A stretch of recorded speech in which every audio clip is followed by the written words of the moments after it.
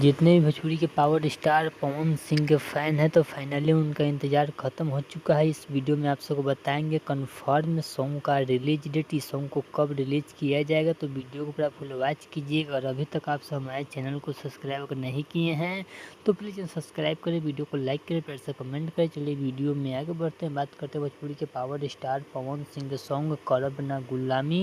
इस song को लिखे हैं शुभम सिगरीवाला। इस सॉन्ग में म्यूजिक है सरगम आकाश का म्यूजिक है। वहीं पे इस सॉन्ग को गाए हैं भोजपुरी के पावर स्टार पवन सिंह और शिल्पी राज का आवाज़ है। वहीं पे आप सबको वीडियो में देखने को मिलेगा भोजपुरी के पावर स्टार पवन सिंह और संजना सिंह के साथ में वीडियो सॉन्ग को शूट किया गया है।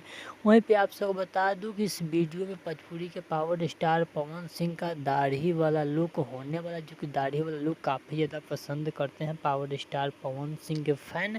वहीं बात करते हैं भोजपुरी के पावर स्टार पवन सिंह के सॉन्ग करब ना गुलामी सॉन्ग को कब रिलीज़ किया जाएगा। तो आज किसी भी समय आप सबके बीच ट्रेलर टीजर रिलीज़ किया जाएगा और टीजर के माध्यम से कंफर्म रिलीज डेट बता दिया जाएगा, जो कि आप सबके बीच आज किसी भी समय टीजर आ सकता है। जेपी स्टार भोजपुरी के यूट्यूब चैनल पे सॉन्ग को सुनिएगा, काफ़ी मज़ेदार सॉन्ग होने वाला है। भोजपुरी के पावर स्टार पवन सिंह का नोक झोंक वाला सॉन्ग होने वाला है।